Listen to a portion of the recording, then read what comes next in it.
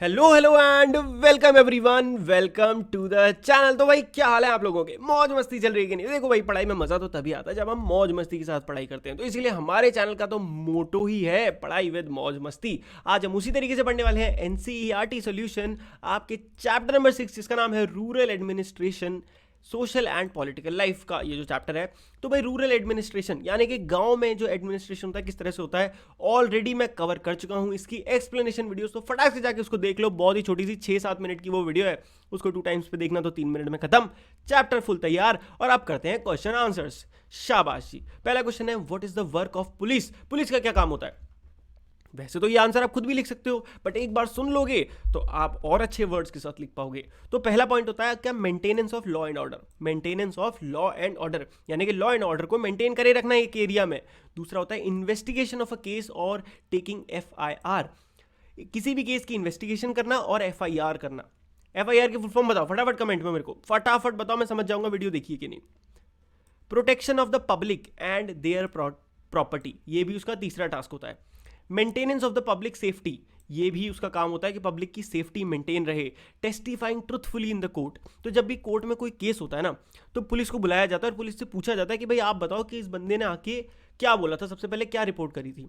तो पुलिस भाई सच नहीं बताएगी तो कैसे काम चलेगा, केस कैसे सही, इंसाफ कैसे मिलेगा? तो इसीलिए आके सही से टेस्टिफाई, टेस्टिफाई मतलब सच बोल देना, ठीक है। और हाँ, जो जो सोच रहे हैं एफआईआर की फुल फॉर्म नहीं बता पाए, वेरी बैड यार, जाके वो वीडियो देख लेते। बट स्टिल मैं बता देता हूँ, it is first information report, ठीक है। वेरी इजी, वेरी सिंपल, याद रखना। List 2 things that the work of a Patwari includes. Very important question, ये भी पता होना चाहिए। तो कौन कौन सी चीज़ें? वो 2 चीज़ें जो एक पटवारी का काम होता है वो होती है, पहला main work is measuring of land and keeping land records, ये होता है पहला मेन काम। दूसरा होता है collection of land revenue from farmers. क्या होता है?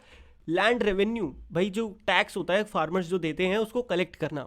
और एक और एक्स्ट्रा में है ताकि आपको याद रहे, providing information to the government about the growth of the crops. तो भाई गांव में चल के आ रहा है, ये सारी इंफॉर्मेशन पटवारी के थ्रू ही पहुंचती है ऊपर तक। क्वेश्चन नंबर 3 है भाई कि तहसीलदार का क्या काम होता है? ये भी इंपॉर्टेंट क्वेश्चन है। तो भाई तहसीलदार, पहले तो ये याद करो कि तहसीलदार का सिस्टम क्या था। तो उसके लिए आपको सबसे पहले याद करना पड़ेगा, एक होता है डिस्ट्रिक्ट कलेक्टर जो कि पूरी डिस्ट्रिक्ट का हेड होता है। उसके अंडर में आते हैं भाई पटवारी, नो सॉरी, उसके अंडर में आते हैं तहसीलदार, ठीक है। और इन तहसीलदारों के अंडर में आते हैं कई सारे अलग अलग पटवारी, अलग अलग एरिया के अलग अलग पटवारी होते हैं, ठीक है। तो ये सिस्टम समझ में आ गया। तो अब आपको बस ये बताना है कि जो बीच में भाई साहब बैठे हैं तहसीलदार साहब, इनका क्या काम है। तो पहला होता है इनका hearing disputes related to land. भाई अगर 2 लोगों में झगड़ा हो गया लैंड के लिए, तो भाई ये तो ऑफिशियल चीज़ है, पुलिस भी बेचारी क्या करेगी, पुलिस को क्या पता किसकी ज़मीन थी, किसके नाम पे कागज़ थे, ये सारी इन्फॉर्मेशन तो तहसीलदार के पास है ना। तो इसीलिए ये सारी चीज़ें भी वही करता है।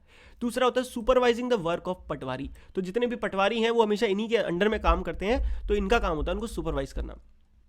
थर्ड होता है ensuring that land records are properly kept, ठीक है। अगला ensuring proper collection of land revenue, मतलब वही सारी चीज़ें जो भाई एक क्या होता है, आपको लिखना क्या है, पटवारी के जो काम थे सब लिख दो, बस उसके आगे लगा दो इंश्योरिंग, इंश्योरिंग, इंश्योरिंग। और मेकिंग श्योर का मतलब भी इंश्योरिंग ही होता है।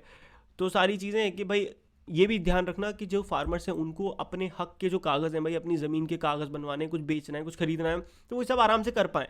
कास्ट सर्टिफिकेट और बच्चों के लिए बनवाना, अगर आपने मतलब EWS सर्टिफिकेट जो अभी कुछ दिनों से बहुत ज़्यादा चले थे, तो ये सारी ही चीज़ें बनाना किसका काम है? तहसीलदार के साइन होते हैं तब ये सब बनते हैं, ठीक है। चल, what issue is the poem trying to raise, do you think this is an important issue? भाई एक पोएम है इस चैप्टर में, अब वो कौन सा इशू उठा रही है? The poem is trying to use मतलब raise the issue of gender discrimination. ये तो कुछ गलती लिख दिया। तो क्या होता है जेंडर डिस्क्रिमिनेशन? हमारे देश में जो जेंडर भेदभाव है ना, कि भाई लड़कियां कम काम कर पाती हैं, लड़के ज़्यादा बेटर होते हैं, ऐसा ऐसा जो भी है, based on the inheritance of land bye their father. और दूसरा, हाँ, अब इसमें बात किसकी करी जा रही है कि भाई पहले क्या होता था कि अगर एक आदमी है जिसके पास खूब सारी ज़मीन है, मतलब ज़मीन है, उसके कुछ बेटे हैं या एक बेटा है और एक बेटी है, तो अपने आप ही लोग ऐसा मानते थे कि भाई ज़मीन तो लड़के को ही मिलेगी, लड़की को नहीं मिलेगी, ऐसा मानते थे। बट नहीं, इसके लिए ही अब ये जो पोएम है ये इशू उठा रही है। बट हाँ, हमने ये चैप्टर में पढ़ा है कि हिंदू सक्सेशन अमेंडमेंट एक्ट 2005 में जो आया था, इसके ऊपर पक्का भी क्वेश्चन भी आएगा आगे। उसके बाद ये चीज़ क्राइम बन गई थी। उसके बाद जो भी फादर की प्रॉपर्टी है वो मदर, डॉटर और सन में इक्वली डिस्ट्रीब्यूट होगी। अब आगे बढ़ते हैं। Yes, this is an important issue because daughters are denied of share. भाई डॉटर्स को मना कर दिया जाता था कि भाई तुम्हारा कोई हिस्सा नहीं है। Son not look after their mother and sister after getting share of their property. कई केसेस में ऐसा देखा जाता था कि जैसे ही प्रॉपर्टी मिलती है, लड़का जो था, मतलब जो बेटा था, अपनी माँ और अपनी बहन की चिंता करना छोड़ देता था, उनको भगा देता था कि भैया तुम्हें जहाँ रहना रहो, ये मेरा घर है। Raising the issue will ensure the security of women, और इस इशू को बढ़ाने से वुमेन को प्रॉपर सिक्योरिटी मिलेगी। ठीक है, अगला क्वेश्चन है, in what ways are the work of panchayat that you read about in the previous chapter and the work of patwari related to each other. तो क्या क्या दोनों में सिमिलैरिटीज हैं ये देखते हैं। तो भाई पहला पॉइंट है कि panchayat often settles the small dispute of land between local and Patwari, maintain the land records and land settle dispute. तो सिंपल सी बात है, पंचायत का काम है कि अगर कोई भी डिस्प्यूट आ गया लैंड के लिए लोकल्स के बीच में तो उसको सॉल्व करना। वहीं पे पटवारी साहब का काम है कि बस वो जो लैंड किसका है ये ध्यान रखना, और ये जो लड़ाई जो हो रही है इसका डिस्प्यूट का सोल्यूशन क्या निकला इसका ध्यान रखना। बस उनको इससे मतलब नहीं है कि वो सोल्यूशन हो रहा है कि नहीं, उनका काम है रिकॉर्ड रखना, दैट्स इट। तहसीलदार का भले ही हाँ ये सब काम है। Panchayat levied local taxes and revenue while patwari organises the collected revenue. Patwari का काम है कि जो पंचायत है वो टैक्स लगाती है कि भाई आपको इतना कर देना है, पटवारी साहब का काम है उसको कलेक्ट करना और उसको ऑर्गेनाइज करना। ठीक है, पटवारी और पंचायत दोनों ही कॉपरेट करते हैं एक साथ, तब जाके कंस्ट्रक्शन, मतलब सिंपल सी बात है, कोई भी काम किसी एरिया में होता है तो दोनों कॉपरेट करते हैं तब वो काम उसमें बन पाता है, जैसे रोड बनना, टैंक बनना, कुछ भी। ठीक है, कह रहे हैं एक पुलिस स्टेशन जाओ और देखो कि वहाँ पे police have to do prevent crime and maintain law in order to area specially during festival and public meeting. तो भाई ये कह रहे हैं कि जाके पुलिस स्टेशन जाओ, आपको लगता है वो आपको जाके ऐसे चाय पिलाएंगे, चंकट मार के भगा देंगे, बट उसके लिए आपको टेंशन लेने का नहीं, हम क्योंकि आंसर आपको पहले ही बता देंगे। Work done by the police to prevent crime and maintain law and order in their area specially during festival and public meeting. तो ऐसे कौन कौन सी मतलब मेजर्स हैं जो पुलिस उठाती है पब्लिक मीटिंग और फेस्टिवल्स के टाइम पे। तो पहला, they enquire about the amount of crowd to be gathered in the local area. सबसे पहले वो पता करते हैं कि भाई लगभग कितनी भीड़ इकट्ठा होने वाली है। उसके बाद according to the crowd they prepare for the proper management and policeman set up the duty. Simple सी बात है, जब उन्हें पता चल जाता है कि चलो 100 लोग हैं, ठीक है यार एक बंदे से भी काम हो जाएगा, उन्हें पता चलता है अरे 1000 लोग हैं तो ठीक है ड्यूटी लगानी पड़ेगी प्रॉपर, इतनी गाड़ियाँ आएंगी, इतनी जीप आएंगी, यहाँ से बैरियर लगेगा, ये लगेगा, सब कुछ।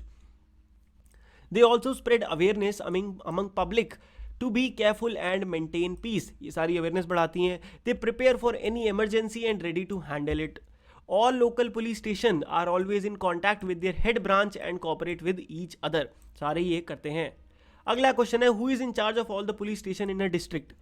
Very important question. तो हमने डिस्ट्रिक्ट कलेक्टर के बारे में समझा, हमने तहसीलदार के बारे में समझा, बट अब क्वेश्चन आ रहा है कि पुलिस के बारे में आपने थोड़ा बहुत जाना, तो अब ये भी तो पता होना चाहिए कि एक डिस्ट्रिक्ट का पुलिस हेड कौन होता है। तो अब देखते हैं, तो उसे कहते हैं सुपरिटेंडेंट ऑफ पुलिस, यानी कि एसपी। इसको बनने के लिए आपको आईपीएस का एग्जाम क्लियर करना पड़ता है। जब आप ये एग्जाम क्लियर कर लेते हो, कुछ साल एक्सपीरियंस ले लेते हो उस असिस्टेंट सुपरिटेंडेंट की पोस्ट पे, तब आप बनते हो एक superintendent of police. Is in charge of all the police station in a district while the local police station is headed by station house officer. तो जो लोकल पुलिस स्टेशन होते हैं वो एसएचओ की तरफ से हेड किए जाते हैं, और वहीं पे सारे डिस्ट्रिक्ट के सारे पुलिस स्टेशन के सबसे ऊपर होता है सुपरिटेंडेंट ऑफ पुलिस। ठीक है, अब वो जो नया लॉ के बारे में मैंने आपको बताया था, हिंदू सक्सेशन एक्ट 2005, उसमें भाई वुमेन को कैसे बेनिफिट मिला। वेरी इंपॉर्टेंटली, पहली बात, अर्लियर उन्हें कोई भी हिस्सा नहीं मिलता था इंसेस्टर्स प्रॉपर्टी यानी कि पापा की प्रॉपर्टी का, बट फिर मिलने लगा। If it make the women more independent and economically secure. Simple सी बात है, ये चीज़ वुमेन को इंडिपेंडेंट बनाती है और इकोनॉमिकली ज़्यादा सिक्योर भी बनाती है। This also empower the women and they can live peacefully with in the society, not leave. ठीक है, तो इसकी वजह से वो आराम से रह सकती हैं। They can also start their own work after acquiring there shares in the property. अब सिंपल सी बात है, प्रॉपर्टी पूरी ना मिले बट उसके पैसे तो मिल जाए, उससे वो अपनी लाइफ को बेटर बना सकती हैं। They will not be excused over the beneficial and economical decision. तो अब सिंपल सी बात है, अगर उनका बराबर हिस्सा है तो ज़मीन के साथ क्या होना है इस चीज़ में उनका भी प्रॉपर डिस्कशन रहेगा। ऐसा नहीं कोई उनसे पूछे बिना कुछ भी कर ले, भाई उनकी भी उतना ही हिस्सा है। अगला क्वेश्चन है, in your neighbourhood are there women who own property.